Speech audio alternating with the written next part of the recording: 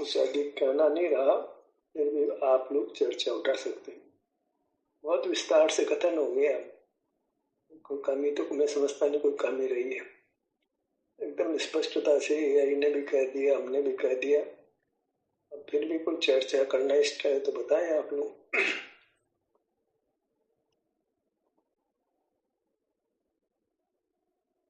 देते हैं, उसको फैला देता है, उसको विस्तारित कर देता है।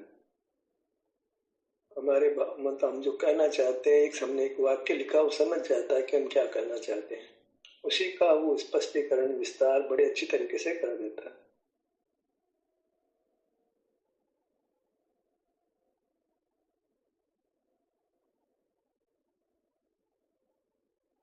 स्वाध्याय हो जाता है, इससे जरूरी प्रयोजन को स्वाध्याय हो जाता है। भाई स्वाध्याय के नाम पर हम देखते हैं सात सभा में जाते हैं, इधर की बहुत सारी बातें होती है जिनकी वास्तव में कोई आवश्यकता नहीं होती, बहुत विकल्प उत्पन्न होता है, बाहर ही रह जाते हैं, अंतरों में वृत्ति नहीं बनती है। तो एक अच्छा है ये विधि विधान अनुभव के संबंध में ध्यान स्वाध्याय करते हैं। स्वाध्याय हो, अनुभव के संबंध में हो, स्वानुभूति प्रसूत हो, कोई चर्चा वार्ता नहीं हो, पूरा बाहर होना नहीं हो, दुनिया की जानकारी करने से कोई लाभ नहीं है। हमें तो अपने स्वरूप में को पहचान कर स्वरूप में ठहरना है। ये कुंद कुंद भी यही कहते हैं, लेकिन वहाँ कहीं ज्ञान की मुख्यता कर सब किया कराए बेकार हो जाता है, सारा उपदेश वृथा हो जाता है। जब ज्ञान को अभी अपने को मान लेते हैं तो सारा उपदेश उल्टा पड़ जाता है। एक मॉनिटर शंका समाधान रखते, शंका करते हैं, एक मॉनिटर ने अपना काम बंद कर दिया, क्या और कोई पोस्ट ले लें उनकी, कोई तो सब से जुड़ते हैं। संवेदना होती है तो मूर्ति में तो होती नहीं है, मूर्ति में होती है तो हमारे में अपने अपनी पर्याय को अनुभव हुआ ना। जो खिंचाव होता है, लक्ष्य होता है, वो तो पुद्गल में जो होता है, पर साथ में हमारे में हो रहा है, जो हमको अनुभव में आ रहा है, हमारे अमूर्त शरीर में हुए स्ट्रेस और रिलैक्स को हम फील करते हैं। तो हम अपनी पर्याय से, अपने द्रव्य से जुड़े, वही तो पर का लक्ष्य छूट गया। वाले पर का लक्ष्य छूटना चाहिए, सबसे बड़ी बात है। पर का लक्ष्य, इसको हम ज्ञान कहते हैं, छूटना चाहिए। वो नहीं छूटेगा तो कुछ भी होने वाला नहीं है। मार्ग यही है, पर का लक्ष्य छूटे, अपना लक्ष्य हो। तो ही एक नास्तिक एक अस्थि है। जब तक पर का लक्ष्य ज्ञान में होता है, तो ज्ञान को जब तक रखेंगे तब तक तो संसार ऐसा द्रुत गति से चलता रहेगा। दिक्कत यही हुई है कि हम तो अपने पास आने का प्रयत्न कर रहे हैं, पर पंडित हमको उल्टा कर देता है। मैं तो यही देखा, हम तो सही मार्ग पे चले जनवाणी पढ़ करके, पर पंडित ज्ञान को मुख्य करके हमारा नाश करता है। ये पंडितों ने बहुत तूफान मचाया है, मुनियों ने भी जो है संवेदन को गौण करके ज्ञान को मुख्य किया। आज का मतलब कलिकाल है, तो ट्रैक पर हम हट जाते हैं, ट्रैक से हट जाते हैं। या ज्ञान को क्रिया को खड़ा किया, हम ट्रैक से हट जाते हैं, सब किया करा बताएंगे।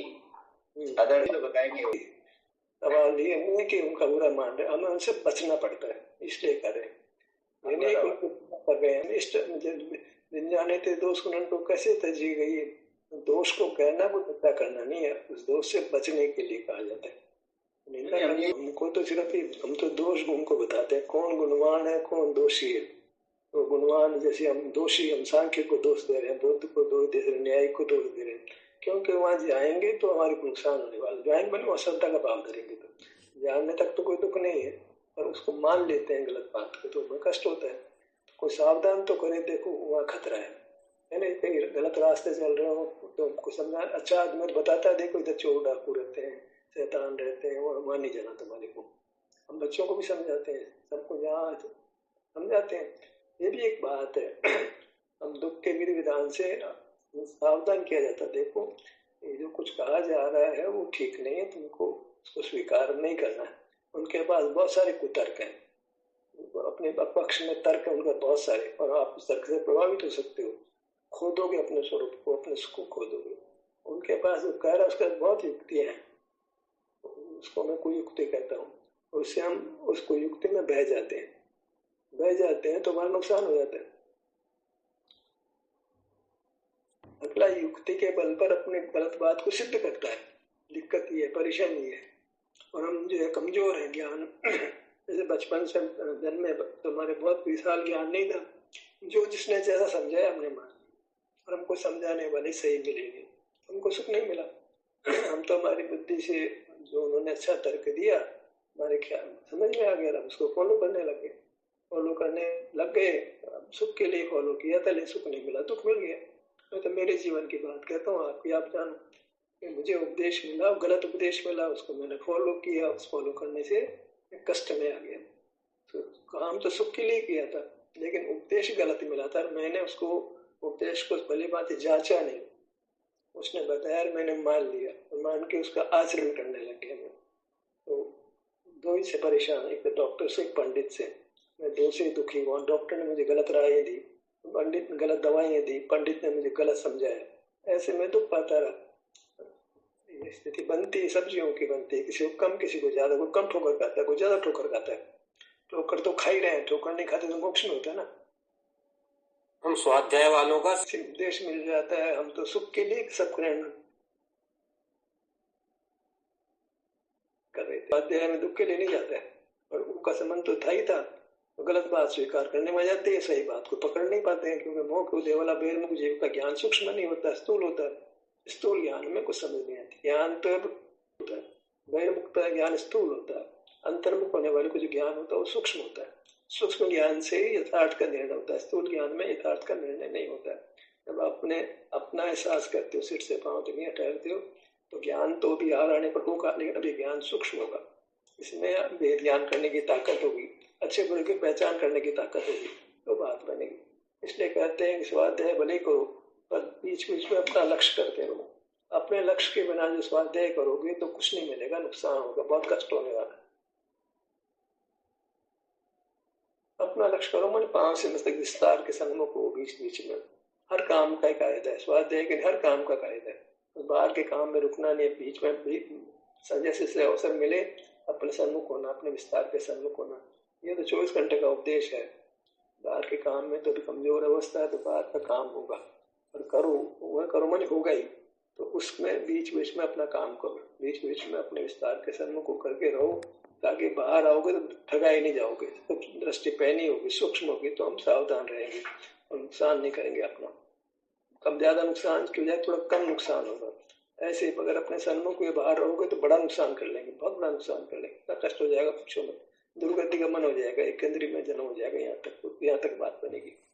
और दीर्घकाल तक केंद्रीय में रहना पड़ेगा, त्रस होना भी मुश्किल हो जाएगा, सारा चक्र एकदम उल्टा पड़ जाएगा। तो बाहर तो आए, लेकिन भीतर आए बिना बाहर ही रहेंगे, तब तक तो कभी क्या हो जाएगा कुछ ठिकाना नहीं, पतंग टूटे कहाँ गिरेगी पता नहीं, कोई निश्चित नहीं है। जब निश्चित क्रमबद्ध सब झूठी बातें, पतंग टूटी हुई कहीं जा पड़ेगी, कुछ भी कष्ट में आ पड़ेगी। हमें टूटी हुई पतंग की तरह नहीं रहना, आधार चाहिए, हमारी मूर्त का हमको आधार मिलता है, उस आधार से काम बनेगा। क्रमबद्ध के सारे आदमी बर्बादी हो जाता है, कोई पुरुषार्थ नहीं करता, सब निश्चित मुझे कुछ नहीं करना, ऐसे लगता है शांति हो गई, कुछ शांति नहीं। बाहर तो खड़ा ही है, बाहर खड़ा तो राग दोस्त तो खड़े ही रहते, शांति में क्रमबद्ध मान के अंदर में कौन आया, अंदर में तो आता ही नहीं है, क्रमबद्ध करके पुरुषार्थ छोड़ देता है। क्रम नियमित तो मुझे क्या करना, तो एक कल्पना की शांति लेता है वो, तो बाहर खड़ा तो शांति होती रहती है। शांति जैसे लगता है शांति नहीं है, एक भ्रम की शांति पैदा करता है क्रम नियमित पढ़ करके, और ठगा जाता है। हाँ जी, तो है पर्याय कहाँ से हुई, पर्याय तो नष्ट हो जाती है, उत्पन्न नहीं हुई है। अब ये तो बिल्कुल विपरीत है ना, जो नष्ट हो गई है उसका सद्भाव मानते हो, जो अनुत्पन्न उसका सद्भाव मानते हो, तो नष्ट कहाँ हुई है और अनुत्पन्न कहाँ रही, वो तो है ना। कितना विपरीत, कितना विपरीत है। निहित है माने मौजूद है, नष्ट नहीं हुई है, और या उत्पन्न है, अनुत्पन्न नहीं है, उत्पन्न है, इतना एकदम विपरीत है। मतलब जो नष्ट हो गई उत्पन्न नहीं हुई, न हमने व्यय को माना न उत्पाद को माना। उत्पाद तो अगले समय, जब अपने समय में उत्पन्न होती है, और तो नष्ट हो गई, वो नष्ट हो गई, विद्यमान नहीं है। विद्यमान तो एक वर्तमान पर्याय, वर्तमान पर्याय निहित होती है, और कुछ निहित नहीं होता, और तो क्षेत्र मात्र रहता है। काल को ही खराब कर रहे हैं, अनादि अनंत पर्याय एक समय में मानते हैं, वर्तमान पर्याय होती है, अनादि पर्याय नहीं और अनंत पर्याय नहीं रहती। इतना विपरीत वचन, विपरीत कथन होता है, ऐसा कुतर्क है, के पक्ष में दिया हुआ एक कुतर्क है। तो कैसे जानेगा, सद्भाव उसका तो केवल ज्ञान जान लेता है, अरे सद्भाव नहीं है, केवल ज्ञान भूत भविष्य कैसे जानेगा, है ही नहीं, नष्ट हो गया या अनुत्पन्न है, कैसे ज्ञान का विषय बनेगा? ज्ञान का विषय तो सद्भाव को जानेगा, सद्भाव कैसे जानेगा? एकदम शब्द झूठा मिथ्या है। तो लघु सिद्धांत प्रवेशिका में तो बहुत सारी बातें गलत, अंत गुणों के समूह को द्रव्य कहते हैं, धर्म 6 द्रव्य होते हैं, सब कुछ उल्टा पुल्टा है वो तो। लघु जैन सिद्धांत पहले भी देख रहे, कुंद कुंद पहले के, अमरचंद्र पहले के, सब ये क्या है, ये जैन शासन में प्रवेश तो कराते हैं, तो उसमें कुछ बातें सही, कुछ बातें गलत है। निर्दोष, संपूर्ण निर्दोष मार्ग नहीं है अभी वैसे। ठीक बात है। पड़ेगा, युक्ति अनुभव को सामर्थ्य को मिली है, तो बन आगम से बन के नहीं चलना, भूतकाल में नहीं, आगम से बन के नहीं चलना। वो तो मरे सांप की लकीर पीटने जैसा है, तो चला गया और चला गया, तुम अपने हिसाब से जैसे विचार करो और अनुभव से निर्णय करो।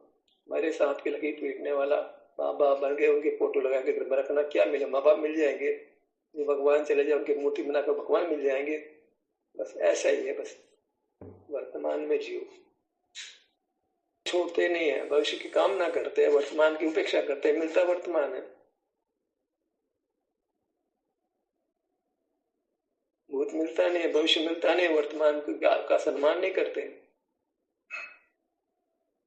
योग मार्ग नहीं मिलता, एक अवसर है, एक अवसर है कि वो अपने स्वरूप को समझाए, को पांव से मस्तक तक सारा काम करता है, तो एक आधार, कुछ मूल आधार कुछ है उसके पास, जिससे वो आगे कदम बढ़ा सकता है। जो बाहर ही खड़ा है उसको तो कोई अवसर ही नहीं है ना, बाहर खड़ा तो और ज्यादा मिथ्यात्व को पुष्ट कर लेता है। योग करने वाला को अवसर है, क्योंकि वो बाहर से हटता है, तभी तो बाहर से हटेगा तो काम करेगा।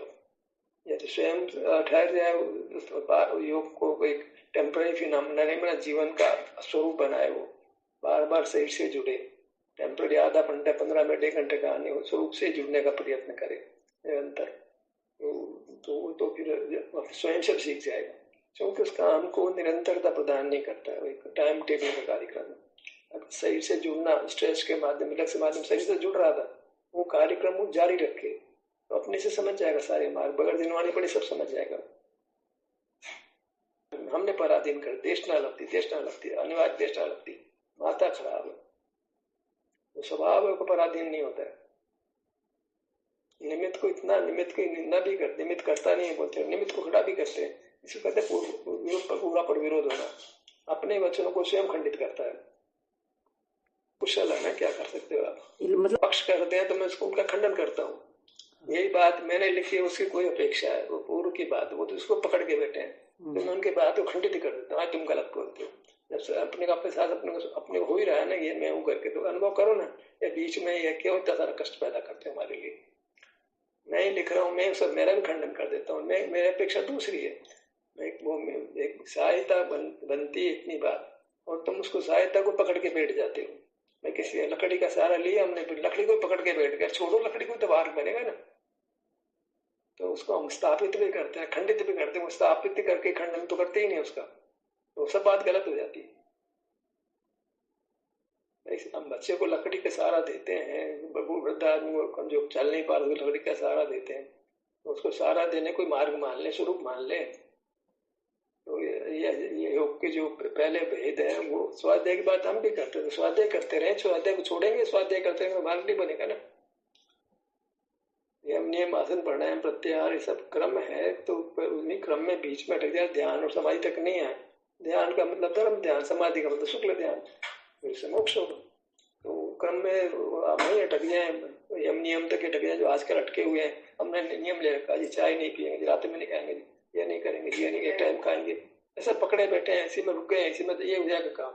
त्याग में त्यागी नाम ही त्यागी धरा लेते हैं, नाम ही क्या रख लेते हैं, नाम ही सब रख लेते हैं, उनका कौन ठिकाना बताए। दोस्त देखते हैं, क्या करें आप?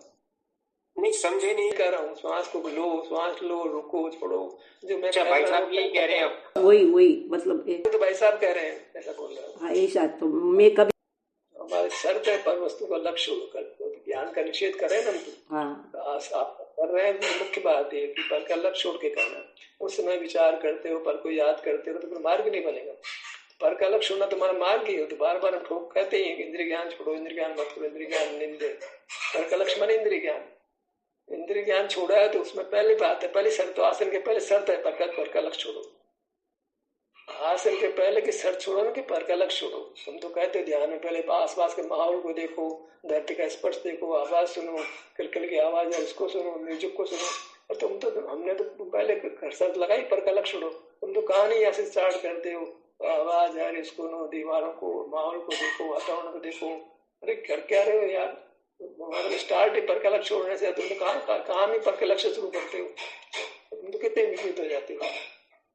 स्वस्थ व्यक्ति को नहीं मालूम पड़ती धड़कन, धड़कन तेज होती है, श्वास तेज होती है तो मालूम पड़ती नहीं, मालूम नहीं पड़ती। भगवान को भी होगी फिर तो धड़कन श्वास भगवान को नहीं होती, मोक्ष मार्ग कैसे बनेगा उनको जी। जब अपना संवेदन करते हैं, अपना मुख अपनी ओर होता है तो कुंभक लगता है। फिर कुंभक तो निरंतर रहेगा नहीं, जीना है तो श्वास तो होती आएगी, तो श्वास तो चला नहीं गया। तो फिर क्या होता है, कुंभक लगने के बाद श्वास दीर्घ आती है, लंबी श्वास आती है अपने आप ही, अच्छा पूरक होता है। तो उससे श्वास है ना, शरीर की ऑक्सीजन की आवश्यकता की बड़ी प्रकार पूर्ति होती है। जैसे धीरे धीरे श्वास आती है तो उसमें कोई पूरी ऑक्सीजन जो मिलती है कुंभक से आसानी से मिल जाती है। शायद ध्यान में कुंभक लगता है, श्वास रुक जाती है, श्वास रुकती है तो फिर लंबी श्वास आती है। तो हम आम आदमी के अपेक्षा हमको ज्यादा ऑक्सीजन मिलती है और श्वासों की संख्या भी कम होती है। यानी एक दीर्घ श्वास आई फिर कुंभक लग गया, फिर दीर्घ श्वास भी धीरे धीरे छूटती है। जो कुछ स्वास्थ्य के लिए अच्छा है वो सब ध्यान के कार्यक्रम में हो जाता है, अपने आप ही पूरा कुंभक रेचक होता है, अपने आप ही होता है। श्वास रुकती है ध्यान में, फिर रुकने के बाद में शरीर को हवा की आवश्यकता होती है, लंबी श्वास आती है, फिर हम अपने में ठहरते हैं, फिर धीरे धीरे श्वास छूटती है। सब कुछ नैसर्गिक बढ़िया होता है। बस ये है कि लक्ष्य पर का छूटे, अपना लक्ष्य हो तो आसन भी लग जाएगा, प्राणायाम भी हो जाएगा और सब प्रत्याहार मन बाहर से हट भी जाएंगे, सब कुछ हो जाएगा। बस अपने मुहूर्त का लक्ष्य बनाओ, सब रास्ता अपने आप, जो कुछ होने योग्य अच्छा है सब अपने आप होगा। अपने लक्ष्य से सब अच्छा होता है, पर के लक्ष्य से सब खराब होता है। तो लगता है भले हम यत्न पूर्वक नहीं लगता, कुंभक तो होता है क्योंकि अनुभव के समय श्वास नाम का शुद्ध प्राण नहीं रहता है, श्वास रुक जाती है। श्वास रुक जाती है तो श्वास तो अभी जीवन है, अभी मरे नहीं है, तो श्वास आएगी तो पूरक होगा तो लंबी श्वास भी आती है। ऐसा सहज ऑटोमेटिक होता है, करना नहीं पड़ते, करने की आवश्यकता नहीं है। कुंभक भी अपने आप होता है, पूरक भी अपने आप होता है, रेचक भी अपने आप होता है। पर कई बार क्या होता है कि हम यत्न पूर्वक करते हैं ताकि पर का लक्ष्य छूटे। जैसे हमको अंगों पे अपने आप विचरण होता है, फिर अपने आप नहीं तो हम करते भी, अंगों का नाम मन में लेते हैं, उस स्थान पर जाते हैं। ये सब करना और होना दोनों बातें अभी चलती है। हम प्राणायाम जो मन चंचल करते भी हैं और अपने आप होता है तो वो तो बहुत ही बढ़िया बात है। अपने आप अंतर मिश्रण होता है तो बहुत बढ़िया बात है। लेकिन मन चंचल होता है तो हम सब परंपरा साधन है उसको छोड़ते नहीं है, अपने मन में अपने यत्न पूर्वक अपने अंगों का नाम मन में लेते हैं। कभी जल्दी लेते हैं, कभी धीमे धीमे लेते हैं, अपने अंगों पर क्रम से बुद्धिपूर्वक जाते हैं। ऐसे अपने आप जाना भी होता है, वो तो सहज की स्थिति है, वो तो बहुत ही अच्छी स्थिति है। लेकिन हमारा तो मन बहुत चंचल, बाहर विश्व में रहते हैं, बाहर लोग कोई काम काजों के लिए बाहर रहना पड़ता है, तो फिर मन एकाएक स्थिर नहीं हो पाता है, तो फिर इन साधनों का निषेध भी हम नहीं कर सकते। जब आप मन शांत होता है फिर ध्यान करने बैठते हैं, इन साधनों का अवलंबन नहीं लेना पड़ता है। लेकिन मन बहुत अशांत हो गया हो बाहर रहने के कारण से, तो फिर कोई चाह रहा नहीं है, इन साधनों का सहारा लेना पड़ता है। पाँव मजबूत हो तो क्या लकड़ी का सहारा लेना, पाँव कमजोर तो लकड़ी का सहारा लेने का निषेध नहीं किया सकता, चल ही नहीं पाओगे। मन बहुत चंचल होता है तो इन साधनों का उपयोग कर लेना चाहिए। और मन चंचल नहीं हो, जो लोग रिटायर्ड है उनके मन चंचल नहीं होते, उनको तो कोई तकलीफ नहीं है। पर जो लोग के काम काज करते हैं, कोई ऑफिस जाता है, कोई व्यापार में जाता है, घर गृहस्थी में औरत व्यवहार काम काजों में, मेहमानों की सेवा की सेवा में, बच्चों के लिए बाहर रहती है, बहुत आकुलता व्याकुलता हो जाती है, फिर ध्यान करने बैठती है तो एकदम नहीं कर पाती है। तो इन साधनों का अवलंबन लेने के बाद मन शांत हो जाता है तो आराम से ध्यान करते हैं। अलग अलग तरह का बनता है, तो ऐसा कोई हार्ड एंड फास्ट ऐसा कुछ बनाना नहीं चाहिए। आपकी क्या भूमिका, कैसी स्थिति है, उस हिसाब से। कुछ लोगों ने कुछ समझ आया तो स्वाध्याय भी आवश्यक हो जाता है, लेकिन वो सब कोई स्वाध्याय के माध्यम से अपने में आते हैं, कोई सीधे अपने में आ जाते हैं। अलग अलग प्रकार के जीव तो तरीके भी अलग अलग हो जाते हैं। संसार दशा तो मोक्ष मार्ग में से विविधता भी हो जाती है, और मोक्ष मार्ग अल्टीमेटली तो अनुभव रूपी रहता है। योग में विविधता आ जाती है। अल्टीमेट क्या होता है, अल्टीमेट मतलब निर्विकल्प दशा ही होती है।